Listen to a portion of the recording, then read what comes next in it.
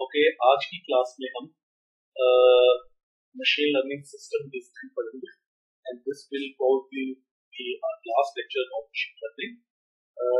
इसमें भी हमने कुछ इंपॉर्टेंट बातें सीखी हैं। लास्ट क्लास में हमने ये देखा था कि आप ट्रेनिंग सेट, टेस्ट सेट और वैलिडेशन सेट की मदद से ओवरफिटिंग और अंडरफिटिंग को कैसे आइडेंटिफाई करते हैं और उसकी कुछ इन प्रॉब्लम्स को रिजॉल्व करने की कुछ स्ट्रेटजीज। आज हम मशीन लर्निंग सिस्टम डिजाइन पढ़ेंगे और कुछ सीखेंगे। इसके साथ साथ ही एक छोटी सी एग्जांपल से हम स्टार्ट करेंगे जो कि स्पैम ईमेल्स की एग्जांपल है। अच्छा, स्पैम ईमेल की एग्जांपल से मुराद ये है कि you want to build a classifier जो कि ईमेल्स को क्लासिफाई करे इनटू स्पैम और नॉट स्पैम। ठीक है, ये लेफ्ट साइड पे on this side is an email which is a spam email. Deal of the week, buy now, Rolex watches, etc. etc. अच्छा, ये जो मॉडर्न स्पैमर्स हैं ये करते ही हैं कि ये बिकॉज ऑफ द रीजंस के मॉडर्न क्लासिफायर्स हैं, ये स्पेलिंग्स में कुछ चीजें डिटेक्ट कर लेते हैं। ठीक है, तो वो they try to deceive deceive the classifier. For example, watches को आप देखें कैसे लिखा है W4 watches। आप एज अ ह्यूमन बीइंग इसको पढ़ लेंगे, लेकिन शायद आप क्लासिफायर जो है वो इसको अंडरस्टैंड ना करें। इसी तरह मेडिसिन में आई लिखने की बजाय 1 लिख दिया, एक्सेट्रा एक्सेट्रा, O की जगह 0 लिख दिया, etcetera. And this is a proper, so this is a spam email.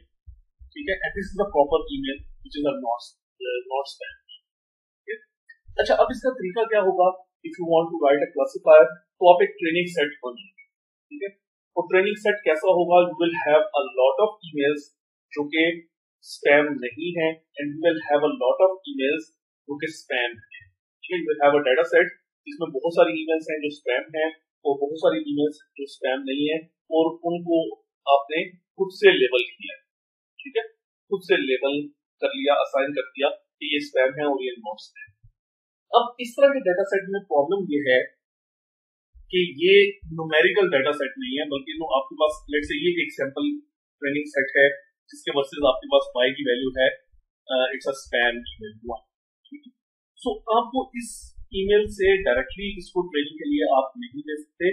You need to extract some features, आपको कुछ फीचर्स एक्सट्रैक्ट।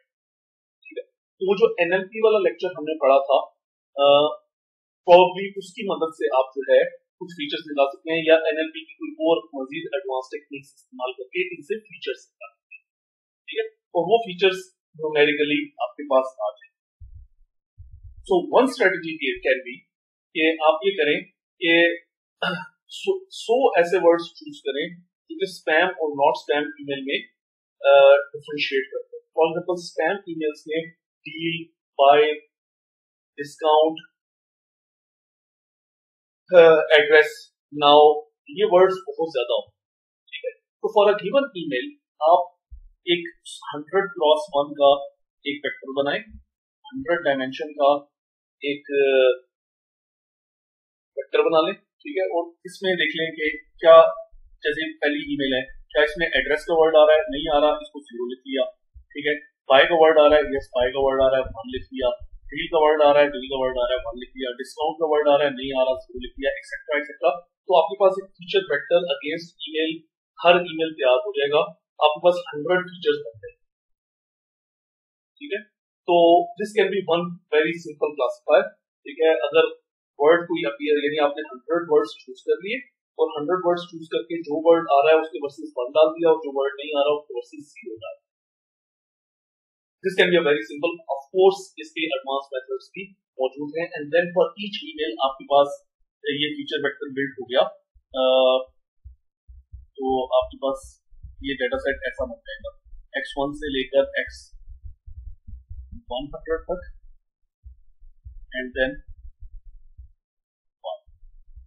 ठीक है, ये ऐसे आपके पास वेक्टर बन जाएगा। तो पहली ईमेल के लिए x1 की वैल्यू 0 है, x2 की वैल्यू, y की वैल्यू 1 है, 0 है। तो ये अब आपके पास कोई ट्रेनिंग सेट बन गया। ये आपका वो ट्रेनिंग सेट बन गया जो के जैसा आपके पास ट्रेडिशनली होता है, न्यूमेरिकल डाटा सेट है जिसको आप ट्रेनिंग के लिए इस्तेमाल कर सकते हैं।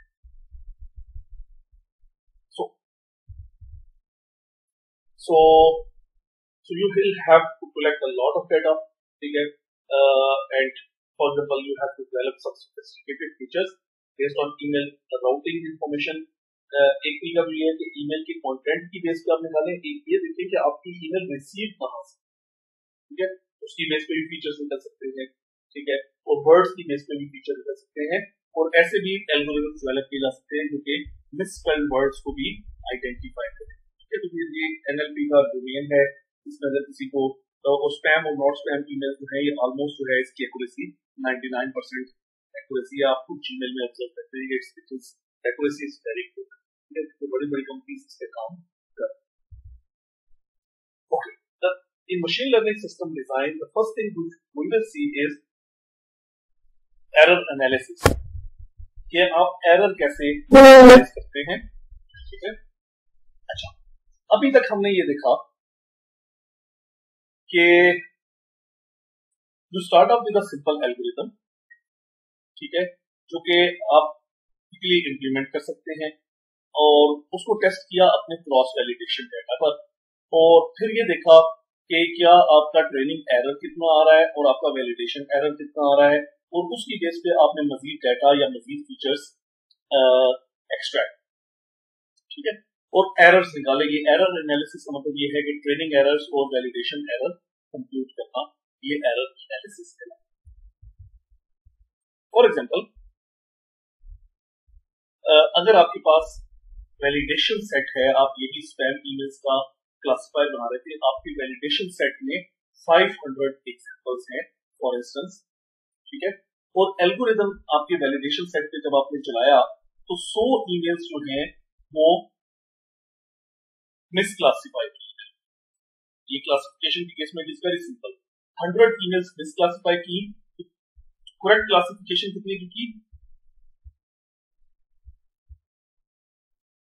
400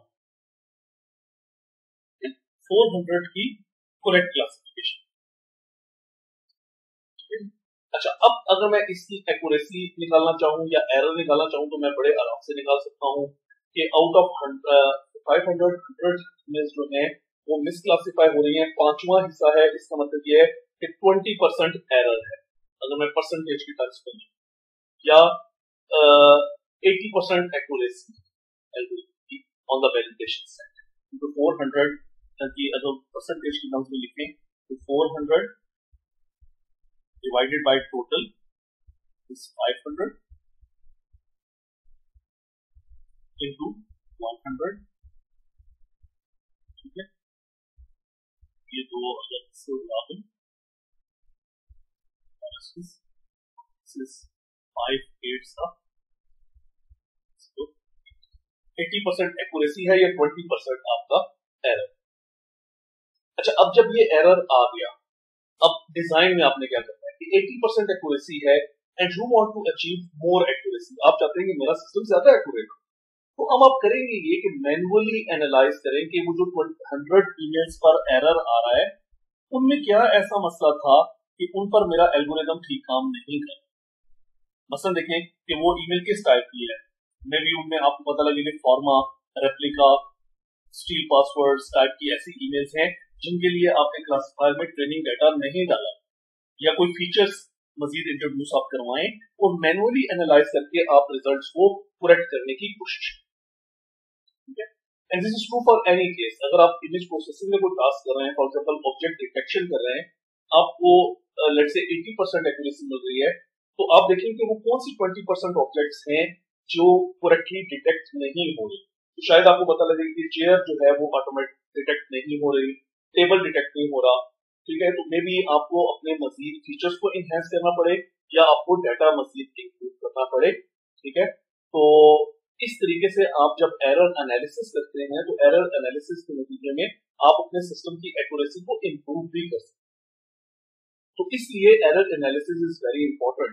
आपको पता हो, एग्जैक्टली पता होना चाहिए कि एरर कितना है। ये जो एरर निकालने का क्लासिफिकेशन का तरीका है ये कहलाता है मिस क्लासिफिकेशन एरर, कि 500 आपने टेस्ट किए, 500 में से 100 जो है वो मिस क्लासिफिकेशन हुई और 400 जो है वो क्लासिफिकेशन करेक्ट हो गई। ठीक है। तो अब simply 80% is accuracy, 20% is error. तो instead of finding the error using the logistic regression method, जो कि मुश्किल काम है, लंबा काम है, this misclassification error is very very simple.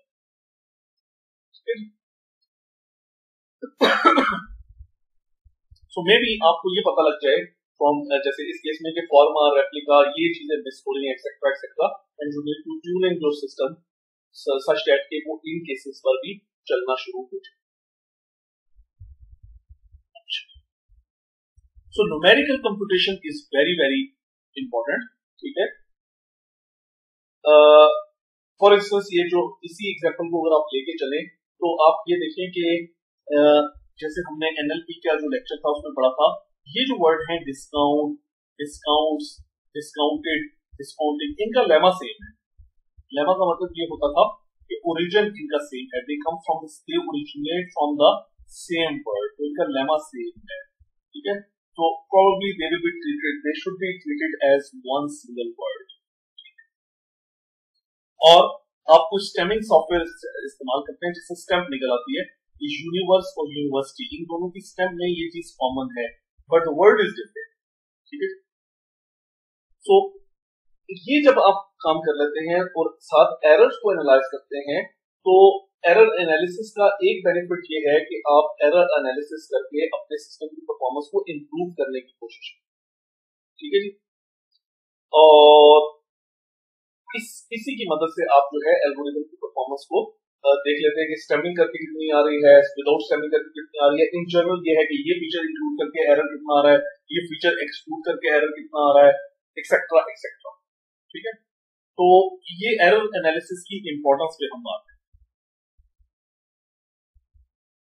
अच्छा, अब मसला ये है कि एरर एनालिसिस में एक बहुत बड़ा मसला, या इन जनरल क्लासिफिकेशन के टास्क में या रिग्रेशन के टास्क में, सुपरवाइज करने के टास्क में, you have a big problem which is called skewed classes. और अगर स्क्यूड क्लासेस के लिए आप यही एरर एनालिसिस की स्कीम्स इस्तेमाल करें जो कि अभी हम इस्तेमाल कर रहे थे एक्यूरेसी और एरर निकालने परसेंटेज की टर्म्स में, तो then you are in big trouble. तो पहले ये समझते हैं कि स्क्यूड क्लासेस कहते हैं किसको। स्क्यूड क्लास का मतलब ये है कि आपके पास एक डेटा सेट है, let's say we have only one feature x and this is a binary classification task, ठीक है। ये वैल्यूज कुछ नहीं है, आई डोंट नो, जब y की वैल्यूज जो है 1 1 1 1 1 1 0 1 1। मसला क्या है इस ट्रेनिंग सेट में, आपके पास बैलेंस नहीं है, आपके पास ज्यादा ट्रेनिंग एग्जांपल्स जो हैं वो पॉजिटिव क्लास की हैं और नेगेटिव क्लास की आपके पास बहुत कम एग्जांपल हैं, इस केस में तो सिर्फ एक है। ऐसे ट्रेनिंग डाटा को हम स्क्यूड डाटा सेट कहते हैं, जिसमें आपकी एक पर्टिकुलर कैटेगरी की ट्रेनिंग डाटा ज्यादा हो।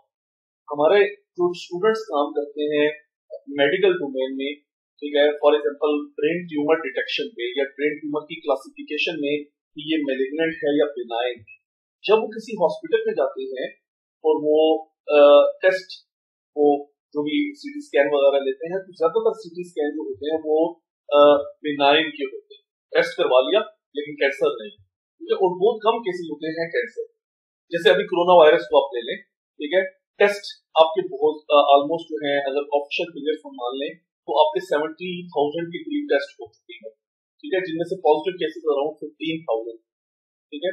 तो आपके पास अगर ये सारे टेस्ट का डाटा ले लेंगे तो 55,000 जो है उनमें Y0 आएगा यानी नेगेटिव क्लास, और 15,000 में पॉजिटिव क्लास आएगा। तो ये डाटा सेट आपका स्क्यूड बनता है, ठीक है।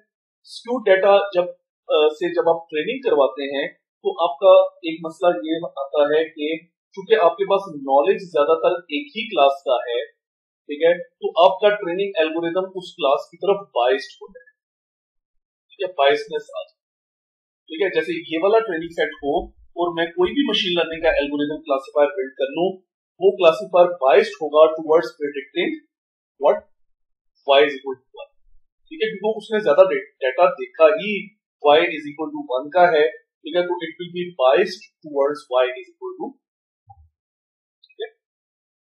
अच्छा, अब मसला ये है, इसके साथ एक और एडिशनल मसला ऐड होता है और वो ये है कि जो एरर मैट्रिक्स मैंने अभी तक पढ़े हैं एक्यूरेसी निकालने वाले, ये जो मिस क्लासिफिकेशन रेट है, वो इस केस में फेल हो जाए। कैसे फेल होगा? लेट्स अज्यूम कि ये मेरे पास ट्रेनिंग डेटा था and this P is my prediction.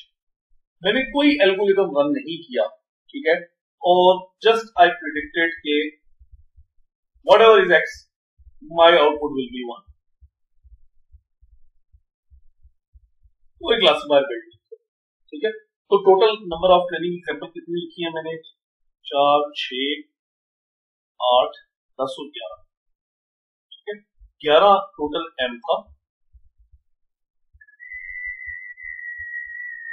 ठीक है।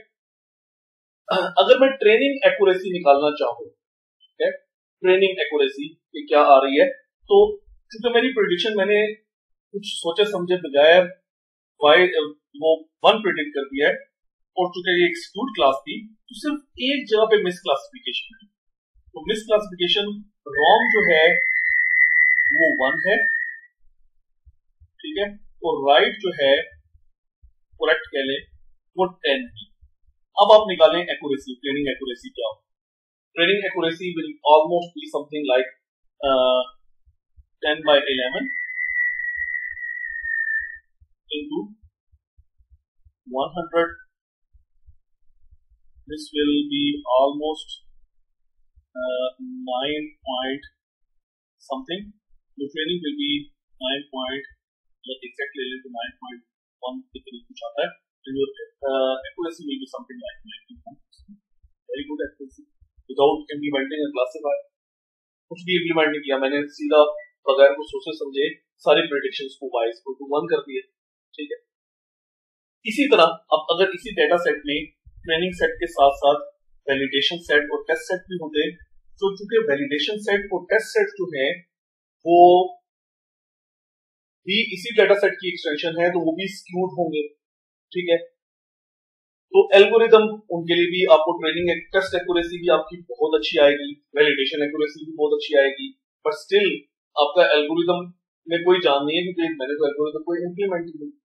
तो अगर आप एरर के यही मैट्रिक्स इस्तेमाल करते हैं एक्यूरेसी और या एरर, जैसे 91% एक्यूरेसी है, इसको मैं 9% एरर भी कह सकता हूँ।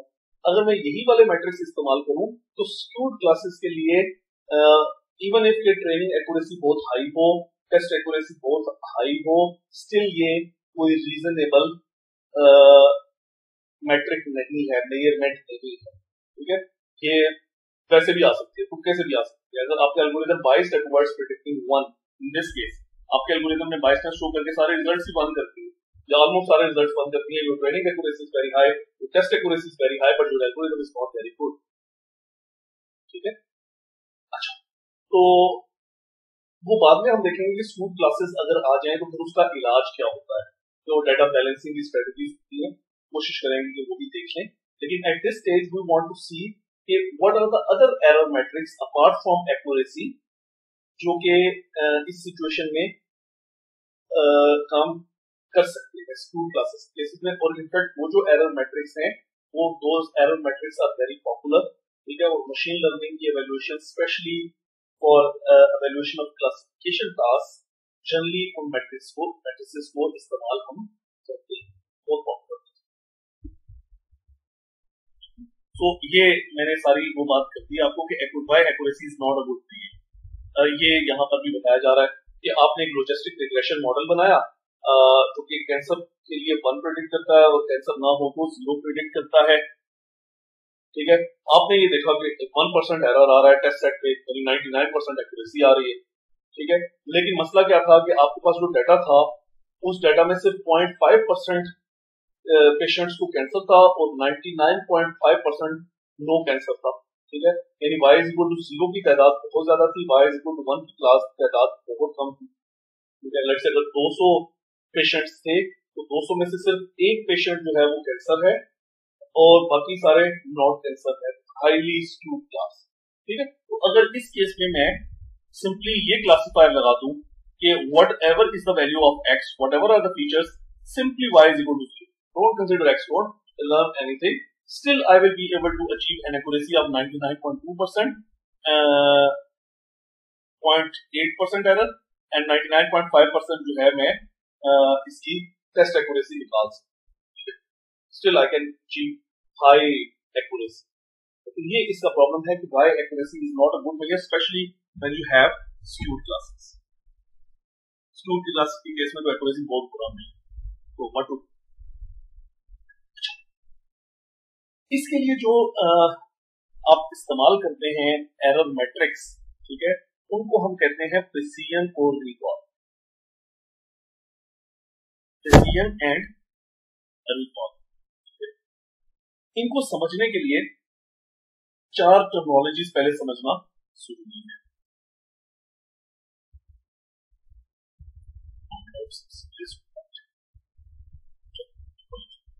अच्छा,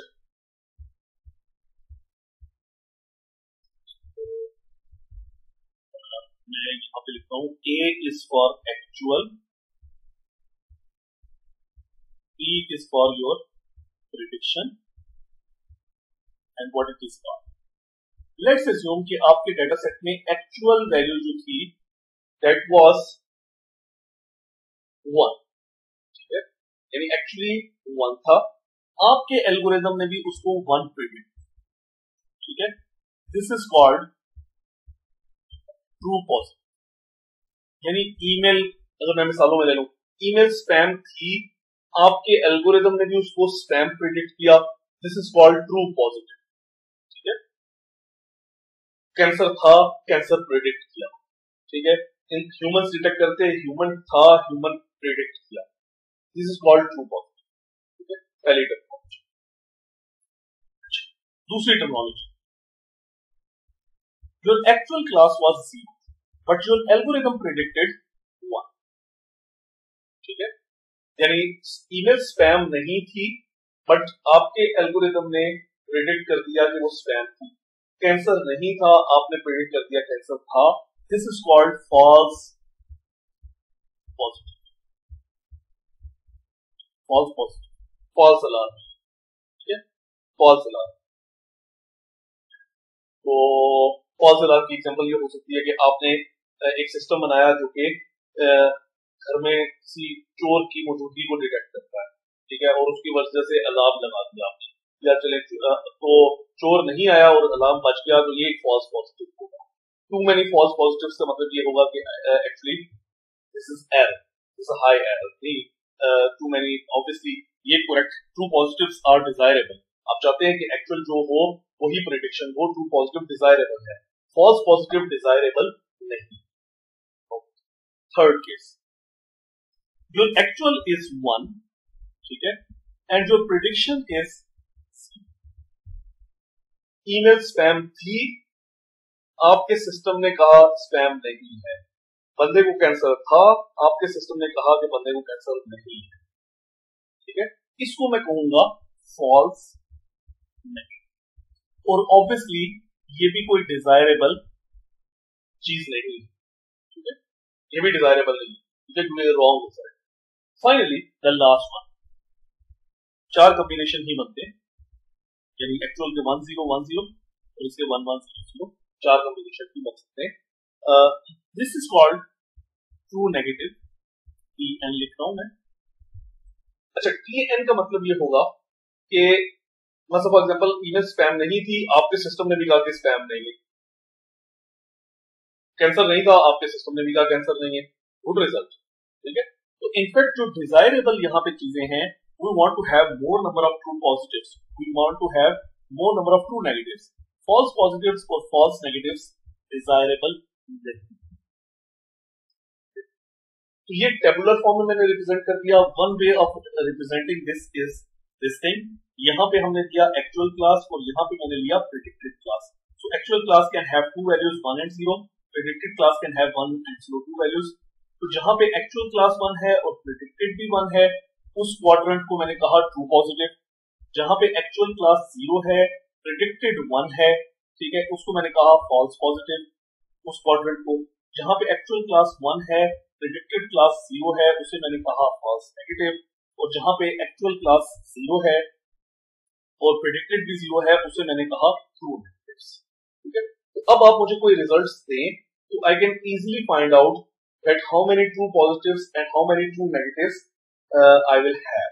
ठीक है, यानी अगर जैसे ये ऊपर रिजल्ट दिया हुआ था तो जो मैंने बनाया था, तो ये 1 1 है, true positive true positive true positive true positive all और ट्रू पॉजिटिव। जो 0 1 वाला केस है ये एक्चुअल है और ये प्रेडिक्टेड है। तो 0 1 वाला केस देखें कौन सा है, actual is 0 and predicted is 1, so this is false positive. So there was 1 false positive over here and 10 true positives over here. अच्छा, अब जब आपने number of true positives, number of true negatives, number of false negatives और number of false positives निकाल लिए, तो अब दो टर्मिनोलॉजीज आप डिफाइन करते हैं जिनको हम कहते हैं प्रिसीजन एंड रिकॉल। अच्छा, अब प्रिसीजन कैसे डिफाइन करते हैं, पहले फार्मूला देख लें।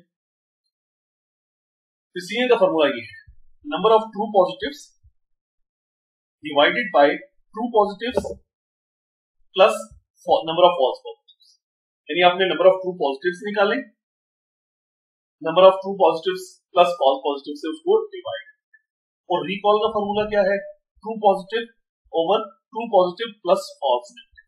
यहां फार्मूला में सिर्फ यहां पे फॉल्स पॉजिटिव है और यहां पे फॉल्स, ये डेफिनेशन।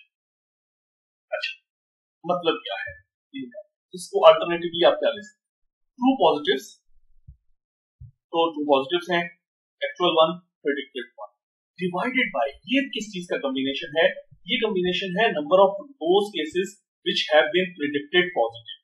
ठीक है, तो पॉजिटिव आप दो केसेस में प्रेडिक्ट करते हैं। अगर आप इसको देखें, एक ट्रू पॉजिटिव के केस में प्रेडिक्ट करते हैं और एक फॉल्स पॉजिटिव के केस में प्रेडिक्ट करते हैं। तो number of predicted positive will be equal to true positive plus false. ठीक है, अच्छा, मतलब क्या है प्रिसीजन का, प्रिसीजन का मतलब ये है, अगर मैं इसको किसी एग्जांपल में फिट करूं, लेट्स से कैंसर की एग्जांपल में फिट करूं, तो इसका मतलब ये बनता है कि जिनको मैंने मेरे सिस्टम ने प्रेडिक्ट किया है कि कैंसर है, y इज इक्वल टू 1 है, मेरी प्रेडिक्शन में 1 है, उनमें से एक्चुअली कितनों को कैंसर, ठीक है, जिनको मेरा सिस्टम कैंसर कह रहा है उनमें से एक्चुअली कितनों को कैंसर था, ये मेजर करेगा प्रिसीजन। ठीक है, और रिकॉल किस तरह मेजर करेगा, रिकॉल मेजर करेगा number of true positives divided by number of actual positives. ठीक है, तो एक्चुअल पॉजिटिव्स किस केस में आते हैं, true positive plus false negative के केस में, इसलिए plus true positive plus false negative होगा। इसका मतलब ये होगा, दोनों बातों को जरा समझना है, थोड़ा सा इसमें स्टूडेंट कंफ्यूज हो जाते हैं। प्रिसीजन का मतलब ये है कि जिनको मेरा सिस्टम कैंसर कह रहा है उनकी कितनी फ्रैक्शन को एक्चुअली कैंसर था। रिकॉल का मतलब ये है कि जिनको मैं कैंसर कह रहा हूं, जिनको असल में कैंसर है, उनमें से कितनों को मेरा सिस्टम कैंसर। यानी एक बात ये है कि एक है एक्चुअल और एक है प्रेडिक्शन। प्रिसीजन ऐसे जाती है, जिनको मैंने y=1 प्रेडिक्ट किया है, जिनको मैंने प्रेडिक्ट किया है कि कैंसर है, उनमें से एक्चुअल को कितनों को कैंसर था। रिकॉल ऐसे जाती है, जिनको एक्चुअली कैंसर था उनमें से मैंने कितनों को कहा है कि कैंसर है। ठीक है, तो एक तो न्यूमेरिकल अंडरस्टैंडिंग है, न्यूमेरिकल अंडरस्टैंडिंग तो बहुत आसान है, अगर आपके पास रिजल्ट्स हो तो आप रिकॉल और प्रिसीजन की वैल्यू निकाल सकते हैं, लेकिन इसकी सेमेंटिक जो अंडरस्टैंडिंग है वो भी जरूरी है। एक और एग्जांपल से समझते हैं, अगर वो स्पैम और नॉट स्पैम ले लूं, तो प्रिसीजन का मतलब ये होगा कि जिनको मेरा सिस्टम, मेरा क्लासिफायर स्पैम कह रहा है, उनमें से कितनी फ्रैक्शन जो है वो एक्चुअली स्पैम। ठीक है, और रिकॉल का मतलब ये होगा कि जो एक्चुअली स्पैम थी उनमें से कितनी फ्रैक्शन को एक्चुअली कैंसर है।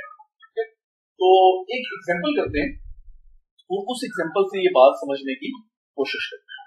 ठीक है, मैं कोशिश करूंगा कि आपको वो जो फ्रैक्शन वाला मेथड है या एक्चुअली इसकी अंडरस्टैंडिंग जो है उससे भी ये बात समझाने की कोशिश करूं without applying the formula.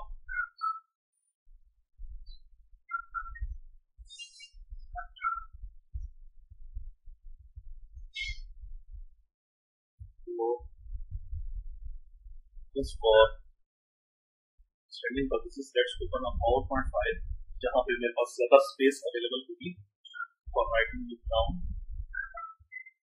So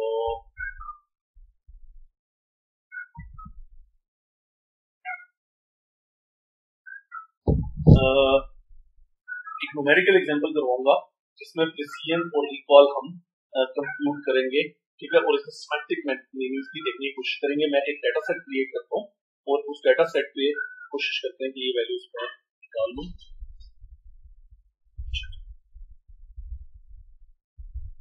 so let's create a data set और सिंपल सा डाटा सेट लेते हैं।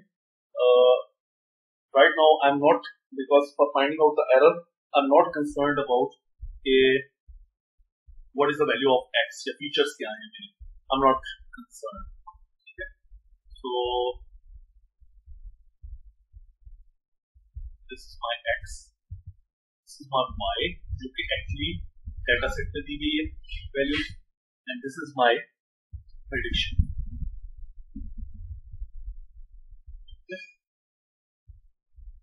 Let me write some data। मैं x की वैल्यू नहीं लिखूंगा या x के फीचर्स वो 1 हैं, 10 हैं, 50 हैं।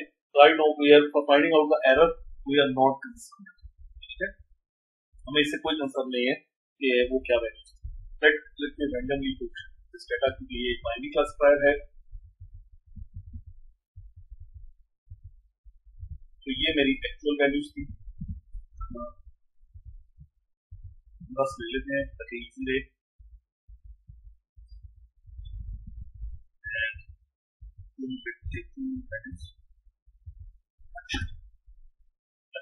अब प्रेडिक्शन ले लेते हैं and I am taking that randomly. आपने क्लासिफायर ट्रेन किया और उस क्लासिफायर से आपको values milli.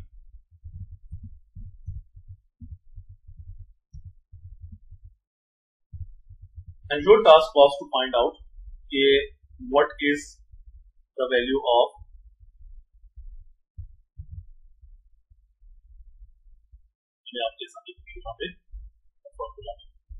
you want to find out what is recall and precision। पहले मैं फॉर्मूले से फाइंड आउट करता हूँ, फिर इसको आपको अच्छा ये जो केस है पहले वाला, how will you classify it? It will be like because actual is 1 and prediction is 1, so this will be true positive, ठीक है। तो मैं आपको साथ में भी रखूं,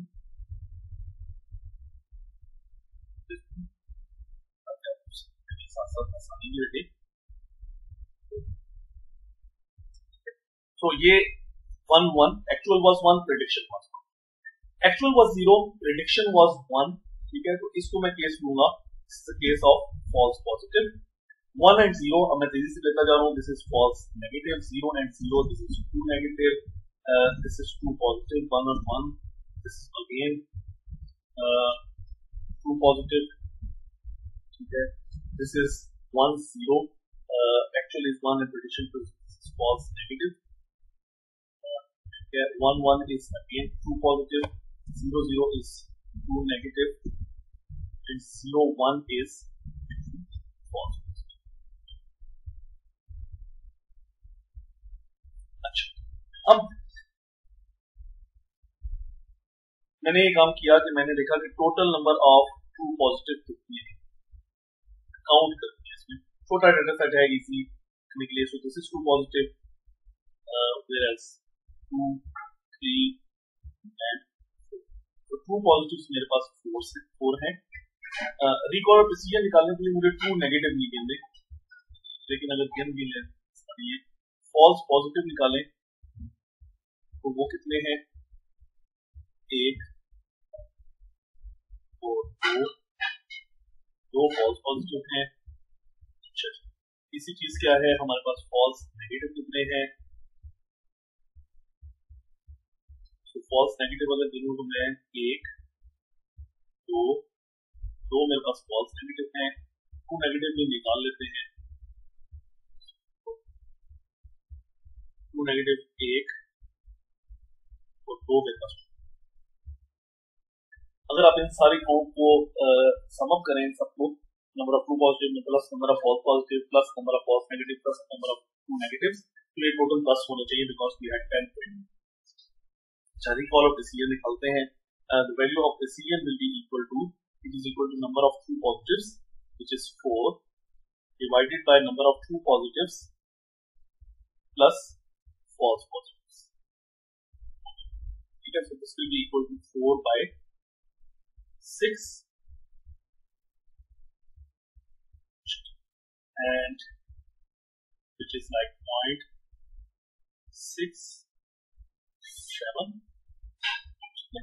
0.67 की वैल्यू आएगी ऑलमोस्ट। अच्छा, रिकॉल की अगर मैं वैल्यू निकालूं तो इक्वल टू ये वाला फॉर्मूला इस्तेमाल करूं, ट्रू पॉजिटिव छोटे 4 है, नीचे भी true positive plus false negative. False negative भी इत्तेफाक से वही है कि वही वैल्यू बनती है।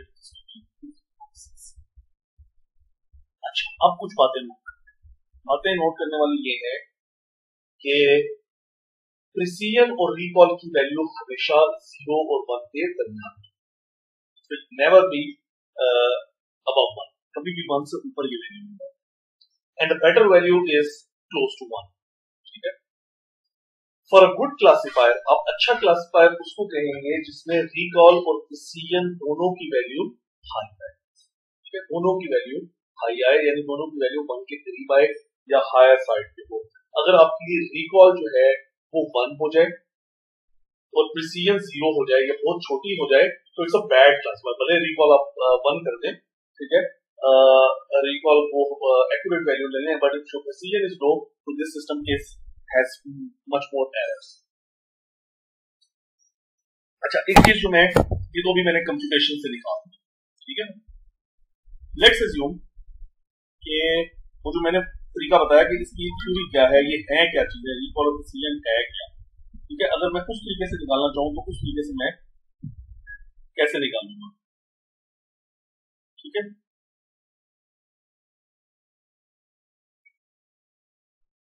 तो वो हम कोशिश करते हैं कि उसको समझने की कोशिश करते हैं। अच्छा, मैंने ये कहा था कि प्रिसीजन का मतलब ये होता है कि जितने को फॉर एग्जांपल ये कैंसर का केस है, तो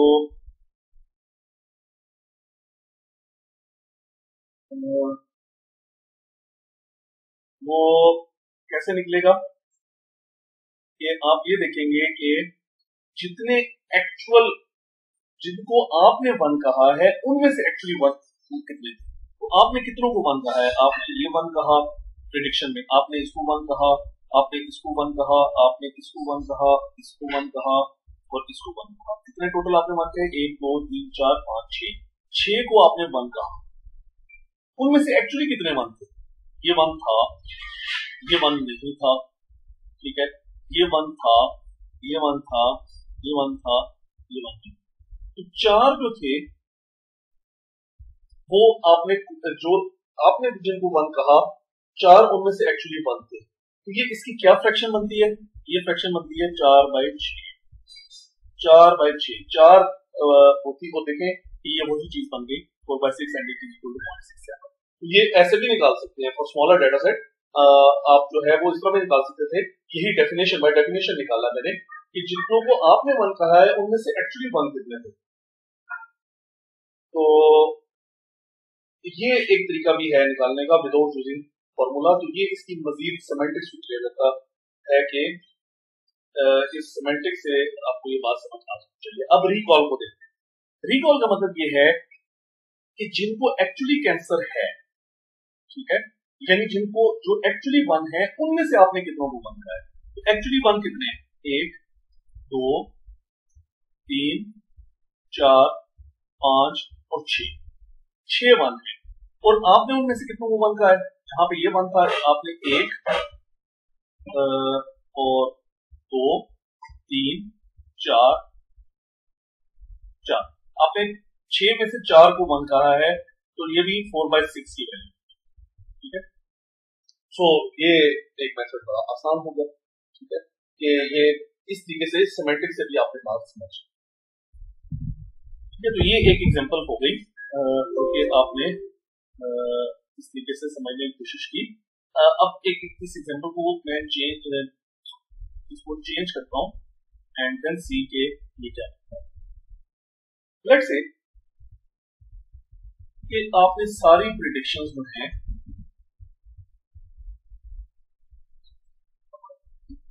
आपने सारी प्रेडिक्शंस को की ऐसे without applying the algorithm just set के whatever is X whatever is मैंने ट्रेनिंग करवानी ही नहीं और मैंने सिंपली प्रेडिक्शन कर देनी है बात, ठीक है।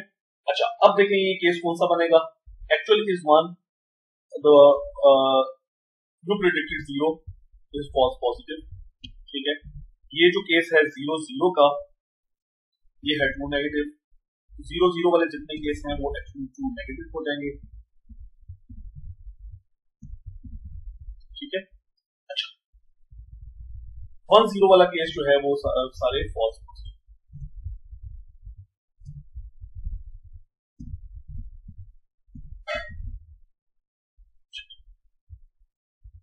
अब जब मैं वैल्यूज निकालूंगा, अगर मैं वो फॉर्मूला ही इस्तेमाल कर लूं तो नंबर ऑफ ट्रू पॉजिटिव्स जब मैं निकालूंगा तो इसमें कोई ट्रू पॉजिटिव नहीं, ठीक है, इसमें कोई ट्रू पॉजिटिव नहीं, ठीक है। और ट्रू पॉजिटिव ना होने की वजह से मेरी रिकॉल की वैल्यू भी 0 हो जाएगी, प्रिसीजन की वैल्यू भी 0 हो जाएगी, क्योंकि दोनों के न्यूमरेटर में 1 आ रहा है। अगर आप वो दूसरा मेथड इस्तेमाल करें जिनको आपने प्रिसीजन निकाले, जिनको आपने 1 कहा है उनमें से एक्चुअली 1 कितने थे, आपने 1 किसी को कहा ही नहीं, ठीक है, तो एक्चुअली 1 किसी में भी नहीं आएगा, ठीक है, तो precision will B 0, recall will B 0। तो अगर आप जबरदस्ती काम कर देंगे, ठीक है, कि सारों को 0 प्रेडिक्ट कर दें तो you will get actually a bad result. एक और ट्राई करते हैं, तो उसमें हम ये करते हैं कि instead of predicting all zeros let's predict all. तो अब ये केस क्या होगा, जो 1 1 वाला केस है those will be true positives, और जो 0 1 वाला केस है those will be false positives. तो ये true positive false positive true positive, अच्छा true positive true positive true positive, और आपने क्या किया कि फॉल्स पॉजिटिव एंड अब देखेंगे। अब इस केस में अगर आप प्रिसीजन को रिकॉल निकालें तो आपके नंबर ऑफ ट्रू पॉजिटिव खास से ज्यादा है, 1 2 3 4 5 6 ट्रू पॉजिटिव हैं और 6 ही फॉल्स पॉजिटिव हैं। अच्छा फॉल्स नेगेटिव जो हैं, तो ये फॉल्स नेगेटिव आते हैं एक्चुअल 1 और प्रेडिक्शन 0, क्योंकि आपने प्रेडिक्शन 0 किसी केस में की ही नहीं तो फॉल्स नेगेटिव विल बी 0। अच्छा होगा क्या, आप रिकॉल की वैल्यू निकालें, ठीक है, true positive 6 divided by 6 plus 0 false negative, recall is 1, very good value, perfect value, recall की वैल्यू 1 है।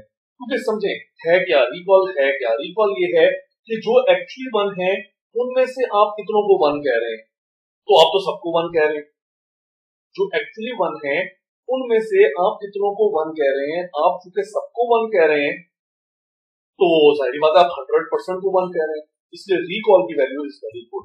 अगर मैं सिर्फ रिकॉल की वैल्यू को ले लूंगा, ठीक है, तो that is unrealistic, that shouldn't work, ठीक है, ये ऐसे चलता ही नहीं काम। रिकॉल और प्रिसीजन दोनों वैल्यूज आपको रिपोर्ट करनी पड़ती है।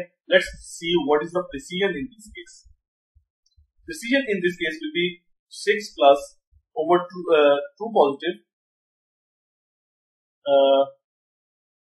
प्लस फॉल्स पॉजिटिव्स, ठीक है, which will be equal to 6 over 12 equals to 0.5। तो आपकी प्रिसीजन की वैल्यू 50% पे चली गई है, which is not a very good thing कि आपका recall is 100%, precision is 0.5, precision आपकी वैल्यू खासी लो हो, ठीक है, सो नॉट एक्सेप्टेबल। दोनों की वैल्यू जो है वो हाई होंगी तो फिर सिस्टम का। एक आखिरी एग्जांपल रिकॉल और प्रिसीजन की करते हैं। For skewed data. अब इस डेटा सेट को मैं चेंज कर रहा हूं to make it a skewed, ठीक है। और अब मैं वो काम करता हूं,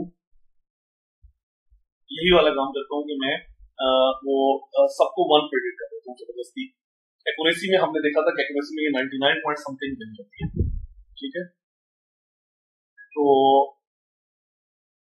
अब क्या होगा, निकालें ये वैल्यू जो 1 जहां पे आ रही है, that should stay as 2 positive, this will also become 2 positive, 2 positive बहुत ज्यादा हो गई, this is 2 positive, and there is just one case of what actual is 0 and prediction is 1, so this is false positive, ठीक है।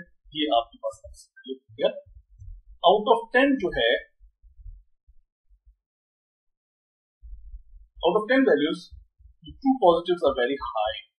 This is 9, ठीक है, and false positive is 1. अच्छा, अब अगर आप निकालेंगे recall, so this will be very very high.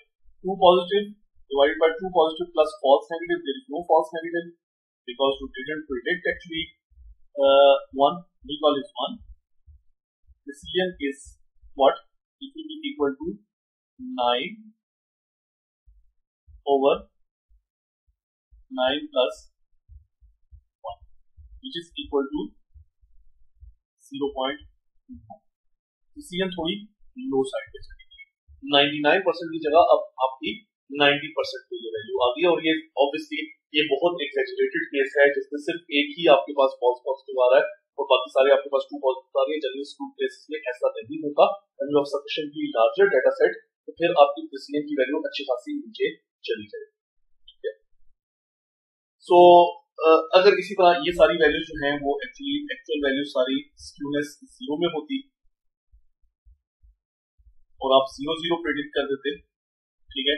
0 0 देखें केस है फॉल्स नेगेटिव का, तो आपकी फॉल्स नेगेटिव होता अब 9, 2 पॉजिटिव आपका कोई भी ना होता, there is no 1 1, ये प्रेडिक्शन भी आप सारों 0 करते हैं ना, 1 and 0, तो एक केस आपके पास 1 0 का आता, फॉल्स नेगेटिव का, एक्चुअल 1 प्रेडिक्शन 0 फॉल्स नेगेटिव का एक केस आता, और बाकी 0 0 के केस होते और जो कि 2 नेगेटिव के केस, 2 नेगेटिव 9 होता और फॉल्स नेगेटिव 1 होता। तो इस केस में आपकी प्रेडिक्शन और रिकॉल जो है प्रेसिजन और रिकॉल दोनों 0 हो जाते हैं। तो ये ज्यादा कॉमन केस आपको बनता है जब आपके ज्यादातर आपके पास केसेस जो होते हैं वो आमतौर पे नेगेटिव क्लास के, नॉट स्पैम ईमेल्स आपके पास ज्यादा होंगे, स्पैम के सैंपल कम होंगे, कैंसर के सैंपल्स कम होंगे, नॉट कैंसर के सैंपल बहुत ज्यादा होंगे, कोरोना के सैंपल्स कम होंगे, नॉट कोरोना के सैंपल्स ज्यादा होंगे। तो ज्यादा ये कॉमन केस है। और इस केस में चूंकि आपके पास 2 पॉजिटिव बहुत कम आते हैं, तो Cn और रिकॉल बहुत बैटरी जो है वो हर्ट।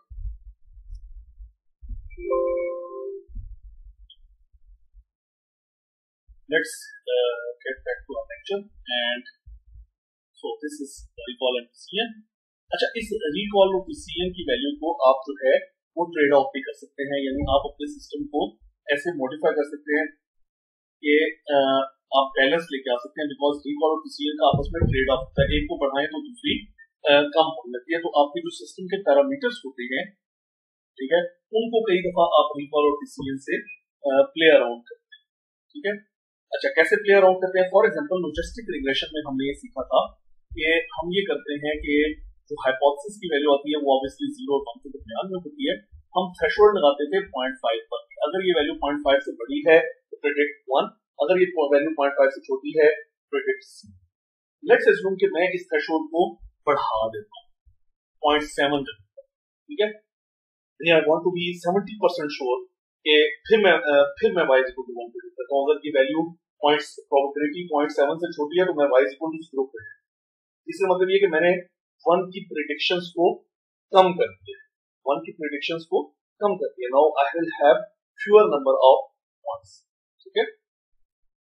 तो इस केस में होगा क्या कि मेरी जो Cn होगी, because I will be predicting less number of ones, ठीक है, तो जब मैं कम नंबर ऑफ वंस प्रेडिक्ट करूंगा तो ये जो वैल्यू है जिनको मैं 1 कह रहा हूँ वो एक्चुअली भी 1 हो, ये प्रोपोर्शन बढ़ जाएगी। तो मैं इतना एक्यूरेट अब 1 एक्यूरेसी पे 1 कह रहा हूँ, इतना कॉन्फिडेंस होकर 1 कह रहा हूँ कि वो वाकई 1 निकलेंगे। My precision will go up. तो अगर आप इस थ्रेशोल्ड को ऊपर लेके जाएंगे precision will go up. Recall on the other hand वही कहता है कि जिनको असल में कैंसर है उनको भी आप कैंसर प्रेडिक्ट करें, क्योंकि आप 1 कम प्रेडिक्ट कर रहे हैं तो रिकॉल की वैल्यू जो है वो ड्रॉप हो जाएगी। अगर आप इस थ्रेशोल्ड को जितना ज्यादा बढ़ाते जाएंगे 0.9 कर देंगे तो प्रिसीजन मजीद बढ़ जाएगी, रिकॉल उतनी छोटी होती चली जाएगी। अच्छा, अब इसी तरह अगर आप इस थ्रेशोल्ड को रिलैक्स करें, ठीक है, यानी इंस्टेड ऑफ इस थ्रेशोल्ड को 0.5 लेने के मैं ये थ्रेशोल्ड 0.3 ले लेता हूं, यानी 0.3 से बड़ी वैल्यू है, लेस हो, कम भी कॉन्फिडेंस हो, तो फिर भी मैं कह दूं कि हाँ जी कैंसर है, ठीक है। तो इस केस में होगा क्या कि I will end up predicting more number of ones. ज्यादा 1 प्रेडिक्ट करूंगा तो प्रिसीजन में एरर्स आएंगे, my precision will go low. Recall क्योंकि ये देखता है कि एक्चुअल जितने 1 है उनमें से आप कितनों को 1 कह रहे हैं, अगर आप सबको 1 कह देंगे तो रिकॉल बढ़ती चली जाएगी, ठीक है। सो इस थ्रेशोल्ड को मैं प्लॉट भी कर सकता हूं। अगर मैं इस थ्रेशोल्ड को बहुत छोटा रखूं तो माय रिकॉल विल बी, अगर मैं इस थ्रेशोल्ड को बहुत छोटा रखूं, ठीक है, so I will have a higher value of recall. यहाँ पे थ्रेशोल्ड बहुत छोटी रखने पे I will have very high value of recall और the precision values will be very, ठीक है। और अगर मैं इस थ्रेशोल्ड को बढ़ाता चला जाऊं तो मेरी प्रिसीजन बढ़नी शुरू हो जाएगी, रिकॉल कम होगी। एट सम पॉइंट जहां पर मैं इस थ्रेशोल्ड को ऑलमोस्ट 1 कर दिया है, my precision will be very very high, ठीक है, but recall will be very very. तो I need to find out the balance, में भी किस जगह पे मुझे जो है एक्सेप्टेबल है, जहां पर ये थ्रेशोल्ड लेट से ये बेस्ट थ्रेशोल्ड बनती है, जहां पे रिकॉल भी 0.6 और 0.6 शायद ये बनती है। I need to find out कि जहां पे दोनों वैल्यूज हाई आ रही है शायद वो थ्रेशोल्ड की अच्छी है। अच्छा, रिकॉल थ्रेशोल्ड जो है चूंकि 2 मेजर्स हैं तो कभी कभी हम इनको कंबाइन करके एज अ सिंगल नंबर भी लिख देते हैं, वो एफ मेजर कहता है, ठीक है। एफ मेजर इन दोनों की एवरेज लेता है, लेकिन instead of simply taking average, क्योंकि सिंपल एवरेज लेने में मसला ये है कि अगर प्रिसीजन 0 हो और रिकॉल 1 हो तो स्टिल एवरेज लेने से जो वैल्यू आती है डेट इज प्रीटी हाई, 0.5, जबकि ये बहुत बुरा केस है कि आपकी एक वैल्यू 0 है और दूसरी 1 है। या आप ऐसे भी अचीव कर सकते हैं, अभी आपने देखा, या ऐसे भी अचीव कर सकते हैं रैंडमली सारों को 1 प्रेडिक्ट, तो रिकॉल क्या करेगा, जितने एक्चुअल 1 है उनमें से कितने आपने 1 प्रेडिक्ट किया, आपने तो सब 1 प्रेडिक्ट किए तो recall will be 1। This is we don't take average in F measure, instead f1 score या एफ मेजर ऐसे निकालते हैं 2 into p times p multiply by r divided by p plus r, ठीक है। तो अगर आपने ये एल्गोरिथम 1 की प्रिसीजन और रिकॉल से निकालना है एफ मेजर, इसकी भी 0.5 into 0.4 डिवाइडेड बाय 0.5 प्लस 0.4। तो इस केस में होगा क्या कि अगर प्रिसीजन और रिकॉल में से कोई एक वैल्यू भी 0 होगी तो चूंकि हम दोनों को आपस में मल्टीप्लाई कर रहे हैं तो हमारा एफ स्कोर जो है वो 0, ठीक है, वो उसको पेनलाइज। अच्छा, फाइनली लेट्स फिनिश सेक्टर, थोड़ा सा लेक्चर ये लंबा हो गया है, ठीक है, but let's finish it out, और वो है डेटा फॉर्मेशन। लोगों ने एक्सपेरिमेंट्स किए, ये एक एक्सपेरिमेंट का रिजल्ट है कि यहाँ पर ट्रेनिंग डाटा का साइज है और यहाँ पे डिफरेंट एल्गोरिथम्स की एक्यूरेसी है for some data from something, ठीक है, परसेप्ट्रॉन है, memory based, naive based, etcetera etcetera, मुख्तलिफ एल्गोरिथम्स हैं। इनिशियली एल्गोरिथम की एक्यूरेसी में जब ट्रेनिंग साइज छोटा था तो एल्गोरिथम्स की एक्यूरेसी में फर्क था। जैसे जैसे ट्रेनिंग साइज मिलियंस में बढ़ता गया, 1000 मिलियन हो गया, accuracy actually is in the same range। इसका मतलब ये हुआ, क्या मतलब हुआ कि in long run the winner is the person who has the most data, not who has the best algorithm। क्योंकि जैसे जैसे डेटा सेट बढ़ता चला जाता है प्रोबेबली जो आपके एल्गोरिथम की इंपॉर्टेंस कम होती जाती है और डेटा सेट की इंपॉर्टेंस बढ़ती चली जाती है। सो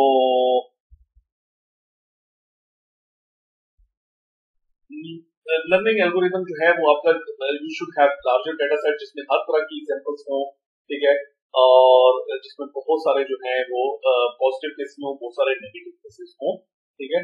और इस केसेस में लार्ज ट्रेनिंग सेट्स जो हैं उनमें ओवरफिटिंग के चांसेस भी कम होते हैं। ठीक है, ये हमने सुपरवाइज लर्निंग कंप्लीट कर ली है।